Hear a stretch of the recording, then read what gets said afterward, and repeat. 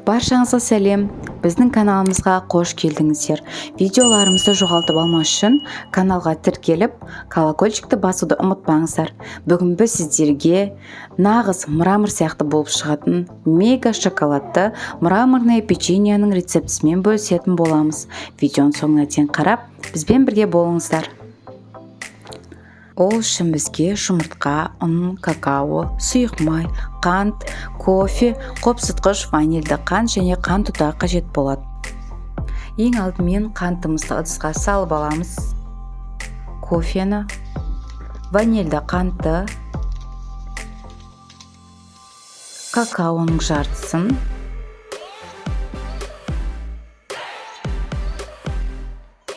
және сұйық майды салып, жақсылап осылай венчиктің көмегімен араластырып аламыз. Енді жұмыртқаларымызды бір-бірден салып, оларды да жақсылап араластырып алатын боламыз.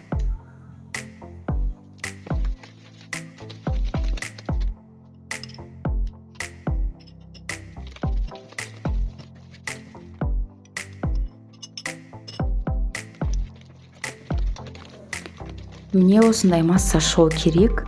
Енді ұнымызды, какаомызды және оның үстіне қопсытқышты салып, жақсылап біріктіріп аламыз, араластырып.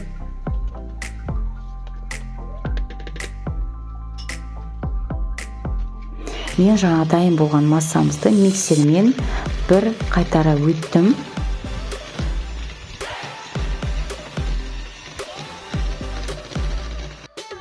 Енді оның үстіне жарты ұнымызды салып, жақсылап араластыратын боламыз.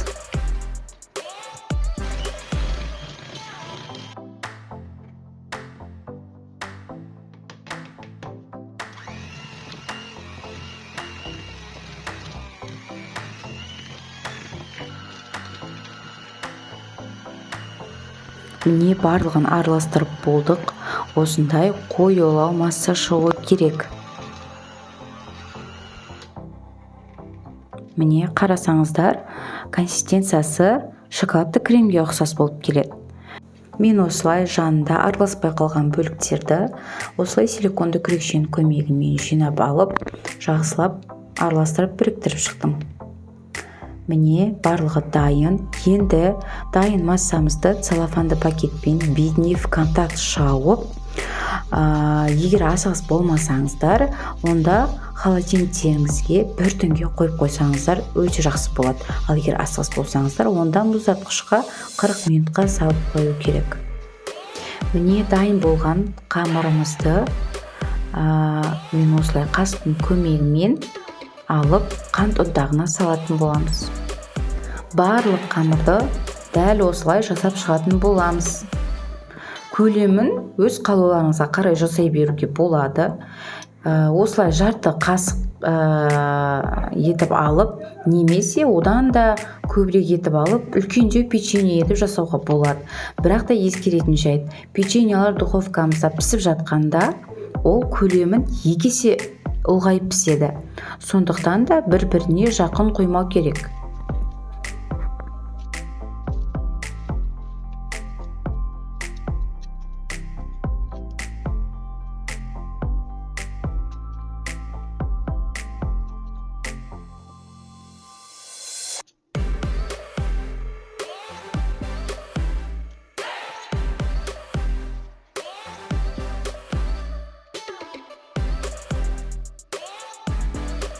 Менде барлық қамырдан 22 штук печенье шығады.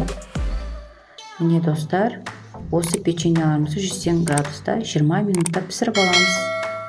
Міне құрметті көрермендер, көріп тұрғандарыңыздай біздің печеньеларымыз дайын, нағыз мраморный болып пісіп шықты. Дәмінде енді сөз жоқ, нағыз шоколад сияқты дәм береді, бірақ өздеріңіз білетіндей, біз ешқандай да шоколадты пайдаланған жоқпыз. Видеоны соңына дейін қарасаңыздар, видеоны бағалап, лайк басып, комментария жазып, және де өз жақындарыңызға бөлісіп қоюды ұмытпаңыздар. Сіздердің қолдауларыңыз біздің каналдың дамуына үлкен үлес қосады.